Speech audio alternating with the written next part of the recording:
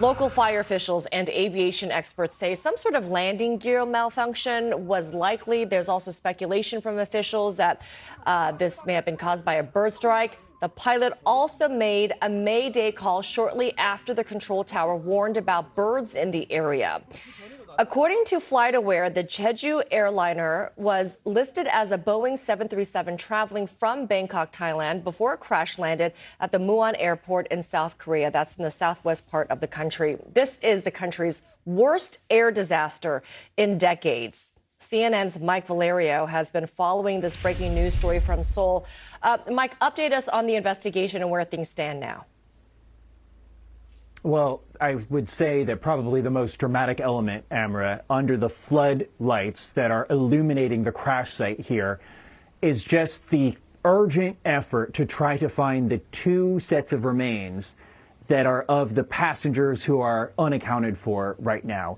I'll tell you, we've had such a whiplash, chain of events as we followed this story throughout the day here in South Korea. And there was so much hope, Amra, as you mentioned, after the two people were found, the survivors in the back of the plane, the two crew members were rescued and made it out with their lives. There was hope from a whole host of emergency responders that perhaps a third or a fourth person could be found alive as well. But that hope quickly diminished after the noon hour here in South Korea. So what's happening right now? The two survivors are being moved to hospitals here in Seoul. We don't know their exact conditions as of yet, or if they've been able to speak to investigators. But what they have to say will be critical because the voice and data recorders that comprise the black boxes of this aircraft have both been found. So when you combine those two elements, plus the two survivors, that could paint a more accurate picture because there are elements that are in tension of just what happened here. And what we mean by that is we have a whole slew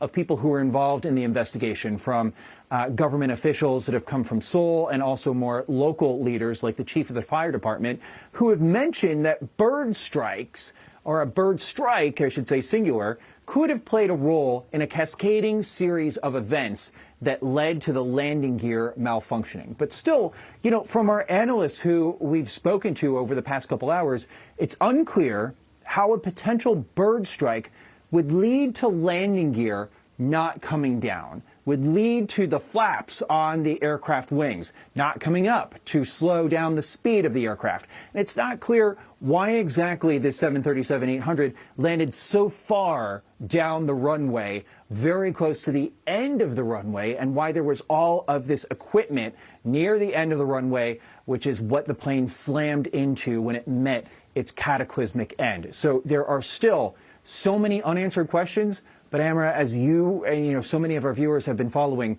we're coming off a time of martial law, December 3rd into December 4th.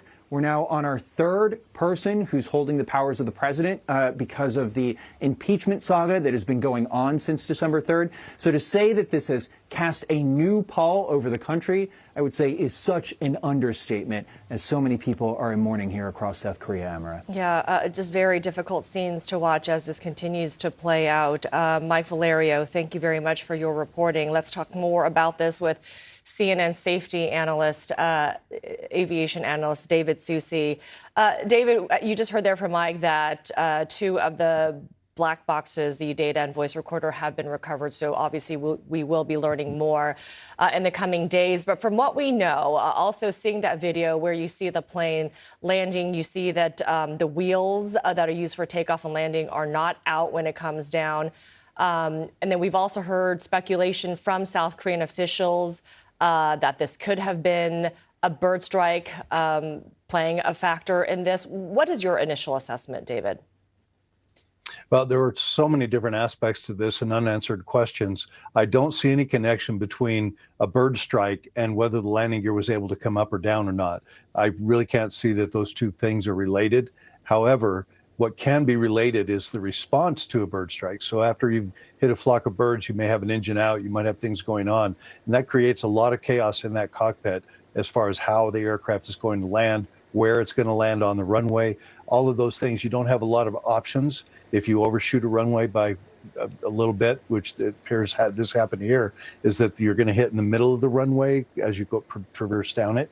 So that can cause that overspeed condition at the end. But there's so many different unanswered questions. And yes, flight data recorder will give us those answers.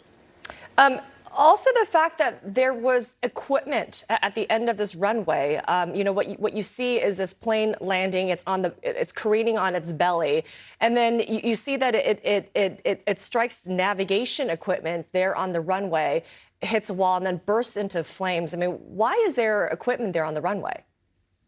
That's my biggest question that I have is airports are supposed to be designed where an aircraft can land without landing gear. And if it veers off the runway to one side or the other into the grass, that there isn't obstructions and barriers of this type that are close to the runway. In this case, I haven't quite been able to determine yet, but there's no answer as to why that lighting facility, which is a large piece of concrete equipment, is located exactly where it is. There's no reason in my mind for it to be there. So that would be my next question does the airport meet the standard design criterion for an international airport? So those things will be looked at very closely by the investigators. If there was an issue, David, with the landing gear, being deployed, would there have been a warning system in place notifying the pilots so they don't attempt to land?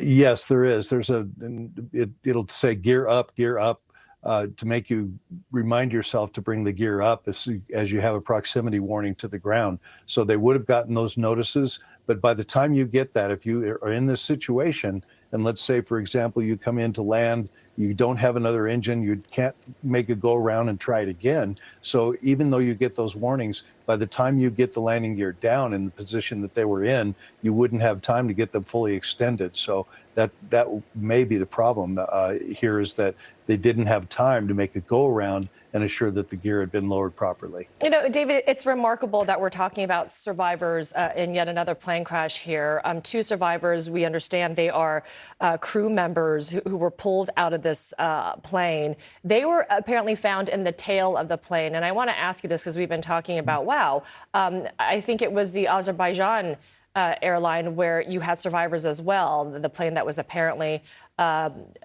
shot down out of the skies there. And the survivors from that crash are believed to have been sitting in the rear. Is the rear of the plane the safest part of the aircraft? Well, it depends on what kind of accident you're in. But in, I think it was 2021, the FAA did a study on this to determine the fatality rates on those accidents that had survivors. They came up with not much difference. There was 39% fatality rate in those people that are in the front of the aircraft versus the middle of the aircraft, which was around 34%, but in the rear it was 32%. So it was a slightly better chance of survivability in the tail of the aircraft, but it's not a significant number, although we have witnessed that in the last few days, both miraculously having survivors, yes. This Jeju Airlines flight is listed as a Boeing 737-800. What do we know about this particular plane, considering that we've talked about Boeing a lot over the past years and its, the hits it has taken to its reputation with other crashes, and also the safety record of this airline? What else do we know about that? This airline has an impeccable safety record. There's nothing to indicate that there's anything wrong with their maintenance, their facilities, their operations. Everything seems to be in line with this airplane. As far as the 800 goes, it's an NG model. They talk about it as an NG. This airplane is the backbone right now, not only in domestic U.S. where it's manufactured, but around the globe. This aircraft flies, a typical model of this aircraft flies 4 or 5 flights every day. And there are thousands of these airplanes out in the industry. So this is one of the safest airplanes, record-wise, percentage-wise, that is in the air right now. So the fact that this has occurred when everything seems to be in order is very disturbing, and we're really looking forward to seeing what we can learn from this horrific accident. A horrific accident indeed. Obviously still an active scene there at Muan Airport in South Korea as we try to learn more about the cause of this plane crash. David Susi, thank you so much for joining us this morning.